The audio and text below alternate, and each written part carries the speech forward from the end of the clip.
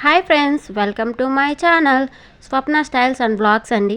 ఈరోజు మనమైతే ఎగ్గు, మునక్కాయ, మ్యాంగో వేసి నెల్లూరు స్టైల్లో కోడిగుడ్డు పులుసు అయితే చేసుకునేద్దామండి. ఫస్ట్ అయితే ఎగ్స్ 6 తీసుకున్నానండి. దాంట్లో కొంచెం వాటర్ వేసి గ్యాస్ మీద పెట్టేసి కొంచెం సాల్ట్ వేసుకున్నానండి. ఇప్పుడు దాన్ని బాయిలింగ్కి పెట్టేశాను. ఇంకొక వైపు ఏమంటే నిమ్మకాయ సైజ్ అంతా చింతపండు తీసుకున్నానండి. అది నానబెట్టుకునేసాను. ఇది నానేలోపు మనం ఇప్పుడు ఎగ్స్ చూద్దామండి. ఎగ్స్ ఎలా ఉడుకుతున్నాయి చూడండి. ఎగ్స్ అయితే బాగా ఉడుకుతున్నాయి. కొంచెం సాల్ట్ వేసాం కాబట్టి బాగా ఉడికిపోతాయి. ఈ లోపల మనం వెజిటేబుల్స్ అన్నీ కట్ చేసేసుకున్నామండి. మునక్కాళ్ళు, మామిడికాయ, కోడిగుడ్లు అన్నీ పీల్ చేసేసుకొని కావాల్సిందన్నీ రెడీ చేసేసుకుందామండి. ఇప్పుడు బాండ్లు పెట్టేసుకునేసి దాంట్లోకి ఆయిల్ వేసుకుందామండి. ఆయిల్ వేసుకొని ఆయిల్ కొంచెం హీట్ కానియాలండి. ఆయిల్ హీట్ అయ్యే లోపలికి దానిలో కావాల్సిన పోపు దినుసులు అన్నీ తీసుకుందామండి. దానికి కావాల్సింది ఆవాలు, మెంతులు, కొంచెం తెల్లగడ్డ కొట్టుకొని దాన్ని ఆయిల్లో వేసుకోవాలండి. ఇప్పుడు అవి కొంచెం ఫ్రై అవ్వనియాలి. అవి ఫ్రై అయిన తర్వాత ఉల్లిపాయలు, పచ్చిమిరపకాయలు, కరివేపాకు వేసి బాగా ఫ్రై చేయాలండి. ఇది ఫ్రై అయ్యాలంటే దీంట్లో కొంచెం సాల్ట్ వేసానండి. అది ఎక్కడో క్లిప్ మిస్ అయ్యింది. ఇవి బాగా ఫ్రై అవ్వనిచ్చిన తర్వాత మూత పెట్టుకొని కాసేపు ఫ్రై చేసుకుందామండి. ఇప్పుడు ఇవైతే బాగా ఫ్రై అయ్యాయి కదా. ఇప్పుడు దీంట్లోకి అయితే మనం టమాటాలు వేసుకుందామండి. చూడండి, ఇంత కొంచెం బ్రౌన్ షేడ్లో బాగా ఫ్రై అయిన తర్వాత ఇప్పుడు టమాటాలు వేసుకుందాము. టమాటాలు వేసుకునేసిన తర్వాత మొత్తం బాగా కలుపుకోవాలండి.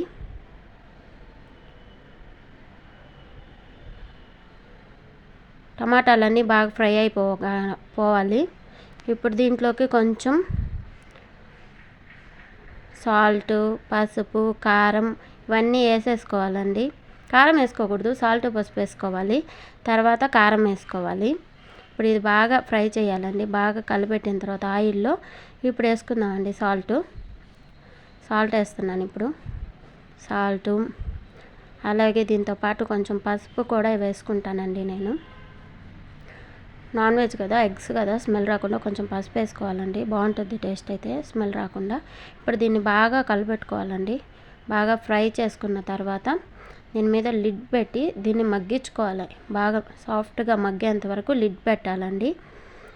ఇప్పుడైతే మనం బాగా కలుపుతున్నాం కదా, కలిపేసాను. బాగా టమాటాలు అండి ఇట్లా బాగా కలిపితేనే బాగా కుక్ అవుతాయండి, లేకపోతే గట్టిగా అట్లాగే ఉండిపోతాయి. అందుకనేనండి నేను ఇప్పుడు టమాటాలు అయితే మీద మూత పెట్టేశాను.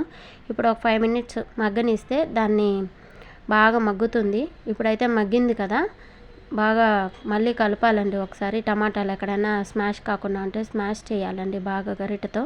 ఇప్పుడు స్మాష్ బాగా చేసిన తర్వాత ఆయిల్ బాగా పైకి తేలుతుంది కదండి. ఇప్పుడు దీంట్లోకి కారం అది వేసుకోవాలండి. కారం వేస్తానండి. ఇప్పుడు ఒక 5 మినిట్స్ ఇలా మగ్గనిచ్చిన తర్వాత కారం అయితే వేసుకుంటానండి నేను. ఆయిల్ చూడండి పైకి ఎంత బాగా వస్తుందో. ఇప్పుడైతే ఒక 2 స్పూన్లు కారం వేసుకుంటానండి. కారం అయితే మీ స్పైస్ లెవెల్స్కి తగ్గట్టు మీరు వేసుకోండి.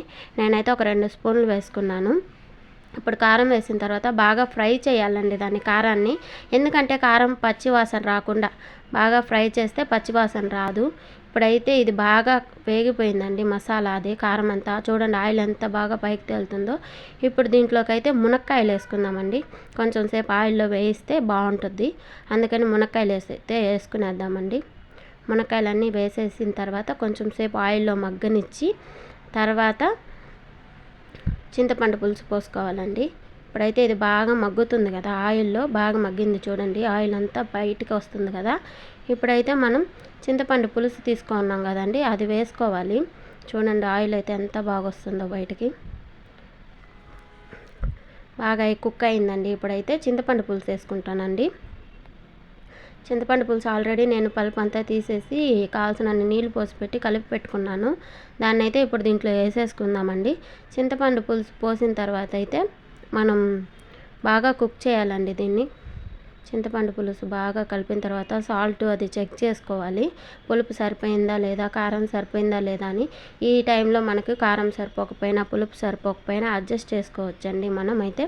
ఇప్పుడైతే పులుసులో బాగా కలిపేసుకున్న తర్వాత దీంట్లో ఇంకా మిగతా ఇంగ్రీడియంట్స్ ఉన్నాయి కదండి, అవి కూడా దీంట్లో యాడ్ చేసేసి తర్వాత మూత పెట్టి కుక్ చేసుకుంటే మునక్కాయ, మ్యాంగో, కోడిగుడ్డు పులుసు అయితే రెడీ అయిపోతుందండి. ఇప్పుడైతే పులుపు అన్నీ చెక్ చేసేసాను. ఇప్పుడు దీంట్లోకి ఎగ్స్ వేస్తున్నానండి. ఎగ్స్ అయితే ఇట్లాగా ఘాట్లు పెట్టి వేసుకుంటే పులుపు, కారం అంతా లోపలికి వెళ్ళి బాగుంటుందండి టేస్ట్ అయితే. అందుకని నేను దాంట్లోకి యాడ్ చేస్తున్నాను ఎగ్స్ వేసేసుకుందాం. అన్నీ వేసేసుకున్న తర్వాత ఇప్పుడైతే మనం దీంట్లోకి మ్యాంగో పీసెస్ కూడా వేసేసుకుందామండి. మ్యాంగో పీసెస్, ఎగ్స్, మామిడికాయ, ఉప్పు, కారం అన్నీ కలిపి కూర అయితే చాలా బాగుంటుందండి. ఇప్పుడైతే నేను కొంచెం షుగర్ యాడ్ చేశానండి దీంట్లో.